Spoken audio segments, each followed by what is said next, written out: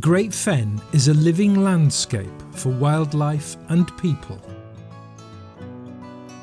It's replacing what was once arable farmland, a formal patchwork of fields that is now being restored to its ancient wild beauty.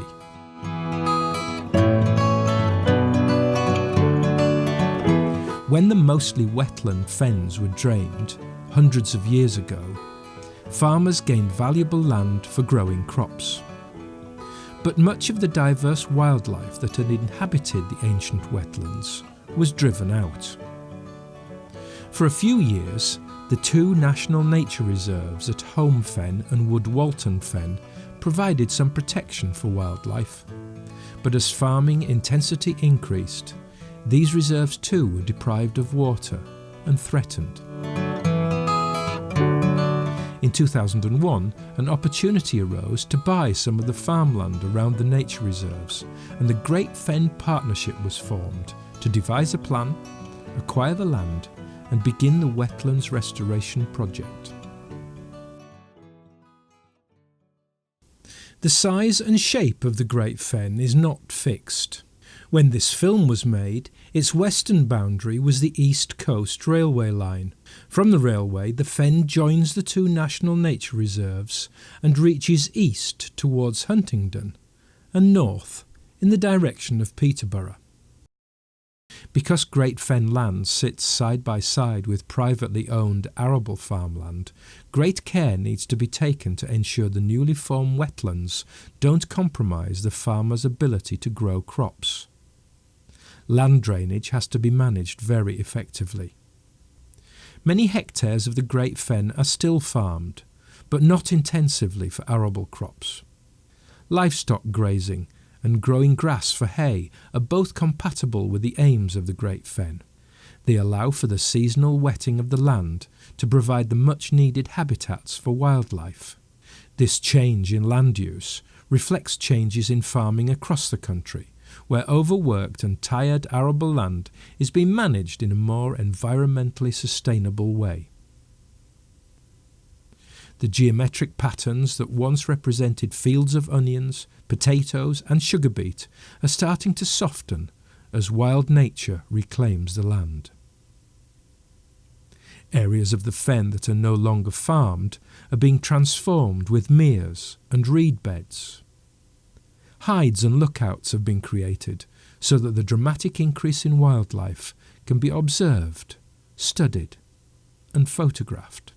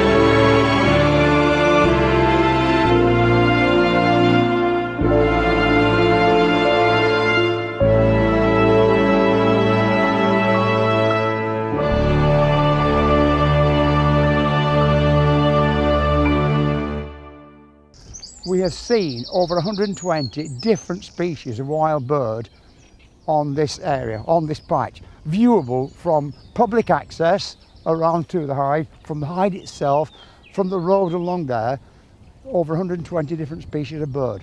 You wouldn't have seen anything like that years ago when this was down to arable. I did a survey a few weeks ago, just before Easter, and had 3 different species of deer. Here, where we're standing now, was a pair here, and other deer just out over the fen there, where I was doing the work. I sat in that hide, I was in there on my own, and suddenly there was a sort of patch of tiny feet.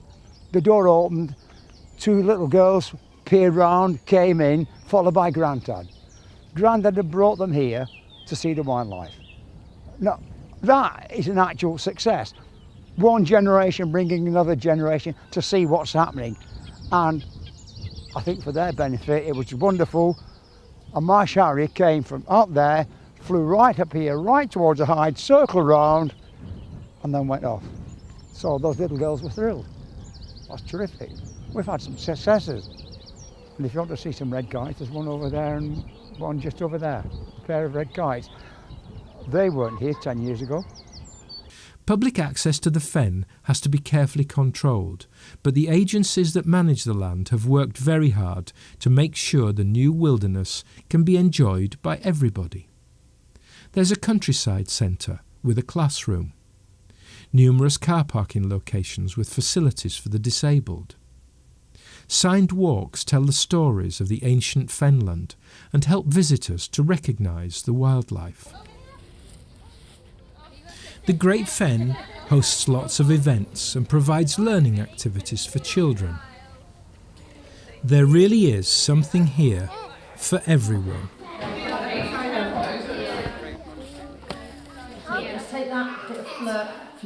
It's not just about wildlife. There's a heritage group too, and studies into life on the fen, past, present and into the future. The Great Fen needs volunteers to help maintain these amenities, and many locals with a few spare hours each week find this work very rewarding. I spend an awful lot of time on the fen, both officially as a recorder and just as a person who's interested in what's going on around the area. I come here with my binoculars several times a week, walking around, seeing what there is here. I just love doing it. It's great.